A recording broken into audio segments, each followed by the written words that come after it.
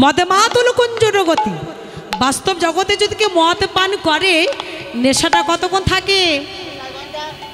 2 থেকে 3 ঘন্টা, 3 ঘন্টা থেকে 4 ঘন্টা, তারপর নেশাটা ধীরে ধীরে কেটে যায়। কিন্তু বলরাম কোন মদ পান করেছে? অপ্রাকৃত জগতের গোবিন্দ মদ পান করে এহ জনমের মতো সে পাগল হয়ে গেছে। তো মদে মাতুল কুঞ্জর গতি, উলটি পালটে চাই। কুঞ্জর মানে হাতি, ওই হাতির মতো ধীর গতিতে চললেন। আর কি বলছে? হু হু পদ ছোট বলি আঙ্গুলি ঘন দেয়। কেন? নিজের দেহের ছায়া যে সামনে পড়েছে বলরামের সেটা হোশ নাই। কেননা আত্মস্মৃতি জ্ঞান হারা হয়েছে। কেন?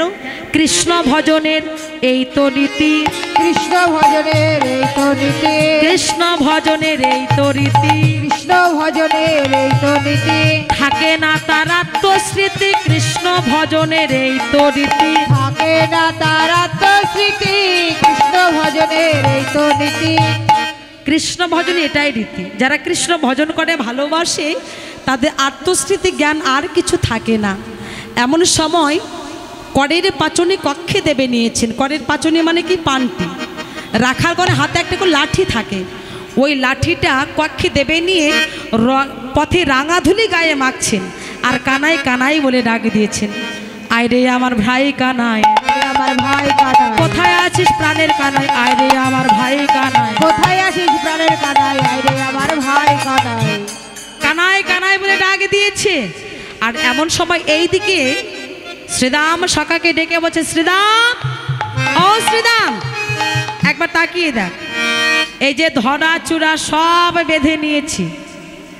আমি তোদের সঙ্গ করতে পারিনি, কেন জানিস? কি করে সঙ্গ করব? ওরে কি করিব,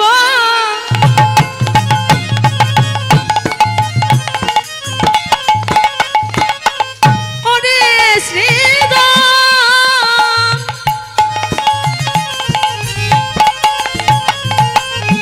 করব আমি কি,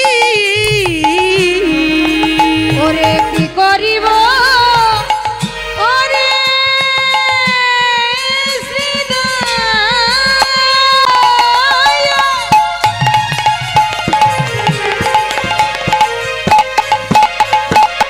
ওরে করব আমি কি,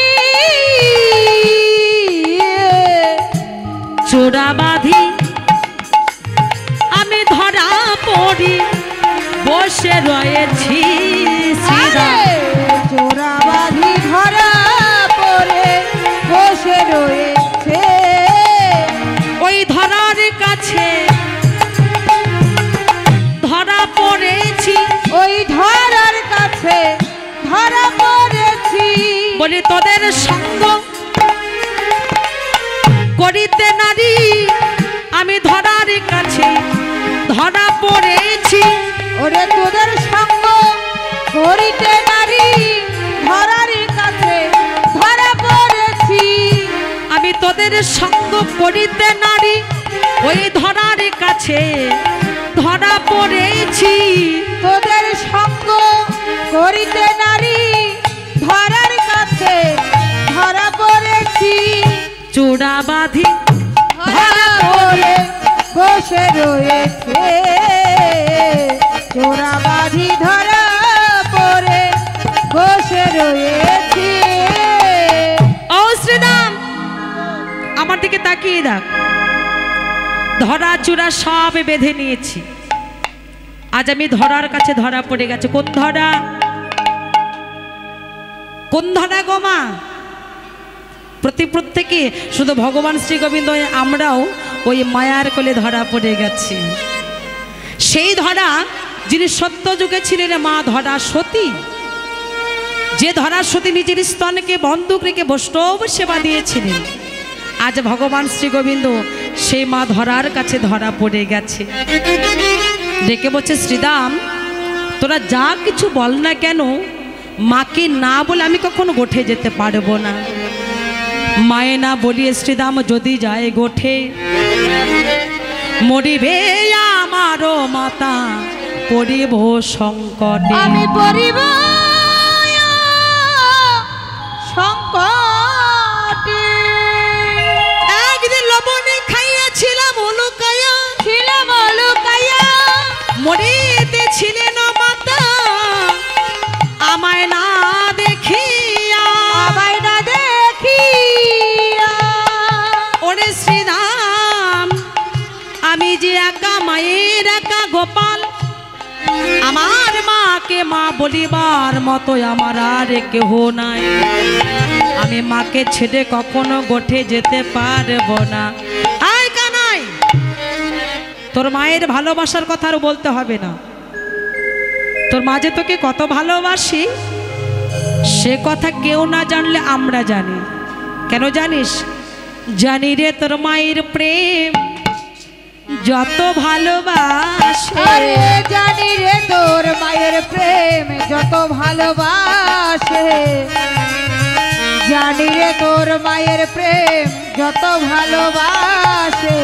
স্বল্প লবণের তরে বেঁধেছিল গাছে, স্বল্প লবণে তরে বেঁধেছিল গাছে, আরে স্বল্প লবণের তরে বেঁধেছিল গাছে। এমন গাছে বাঁধা মা কারে বায়াছে, গাছে বাঁধা মা কার বায়াছে, গাছে বাঁধা মা কারে বায়াছে, গাছে বাঁধা মা কার বায়াছে। মা হয়ে যে বাঁধিতে পারে গাছে বাঁধা মা কারে বায়াছে, মা হয়ে যে বাঁধিতে পারে গাছে বাঁধা মা কার বায়াছে। ও কানাই, তোর মা যদি তোকে এত ভালোবাসবে একবার তাকিয়ে দেখ, আজকে তোর মা কেন তোকে বেঁধে রেখেছিল? কি বাবা, গোপালকে বেঁধে রেখেছিল না? কোথায় বেঁধে রেখেছিল?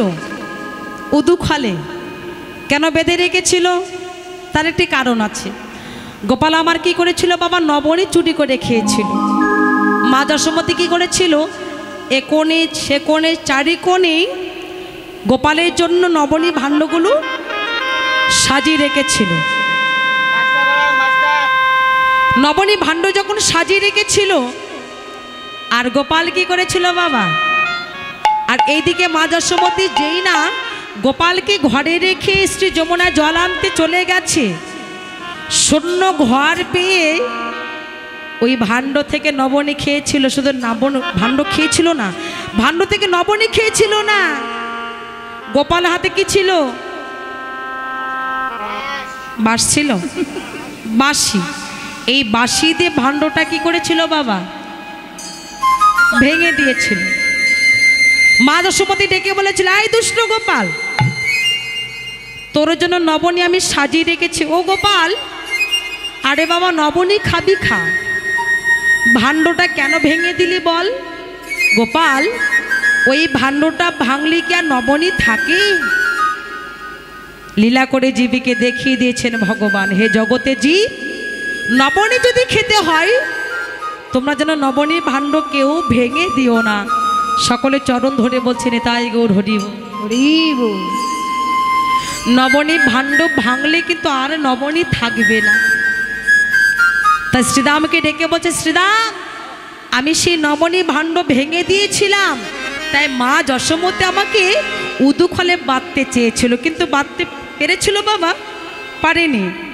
উদুখল টানতে টানতে নিয়ে চলে গিয়েছিল কোথায়?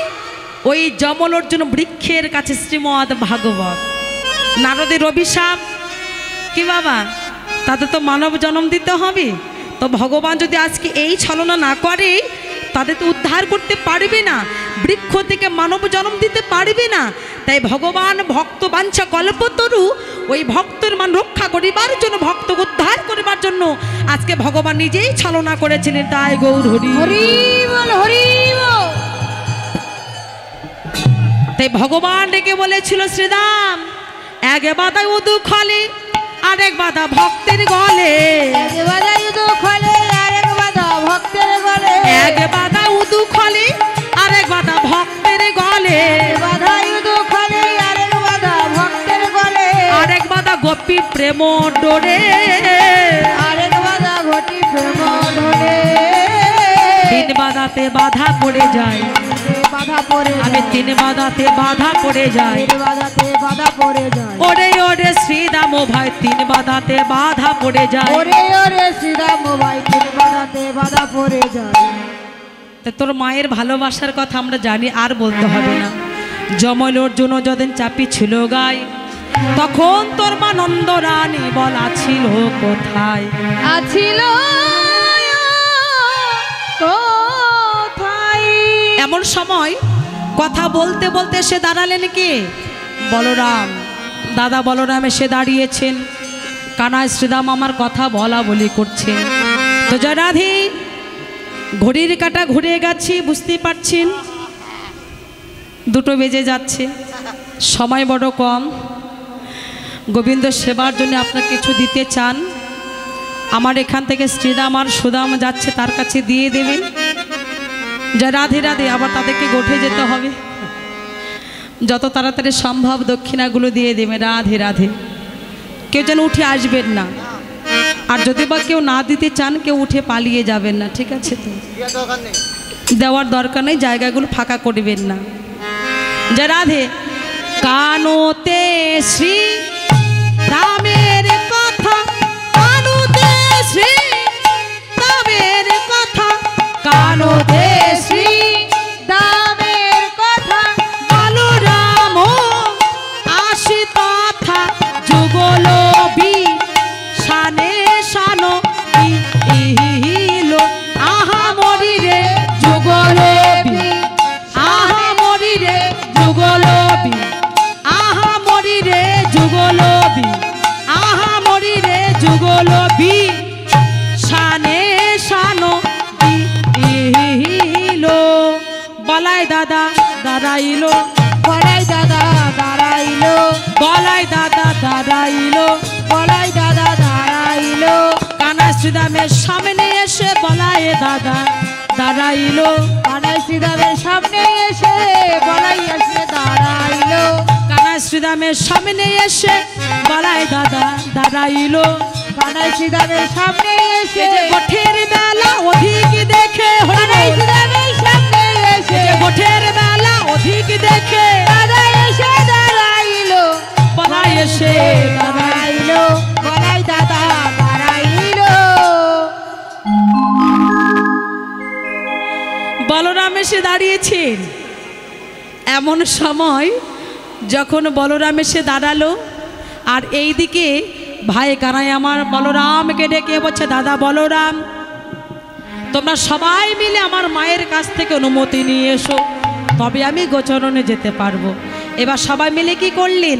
গেল সবে যশোদা নিকটে, আরে গেল সবে যশোদার নিকটে, গেল সবে যশোদা নিকটে, গেল সবে যশোদার নিকটে, প্রণতি করিয়া আমায় কহিছে রাখালো রা, প্রণতি করিয়া মাই কহিছে রাখালো রায়, কহিছে রাখালো রায়, প্রণতি করিয়া মাই কহিছে রাখালো রায়, কানুরে লইয়া যাব গোঠে মা, আরে কানুরে লইয়া যাব গোঠে মা, সাজায়ে দাও মা, সাজায়ে দাও মা, সাজায়ে দাও মা, সাজায়ে দাও মা, গোপাল নিয়ে গোঠে যাব, সাজায়ে দাও মা। গোপাল নিয়ে গোঠে যাব, সাজায়ে দাও মা। ও মা, আর বিলম্ব করো না, তোমার গোপালকে সাজিয়ে দাও, আমাদের গোঠে যাবার সময় হয়ে গেছে।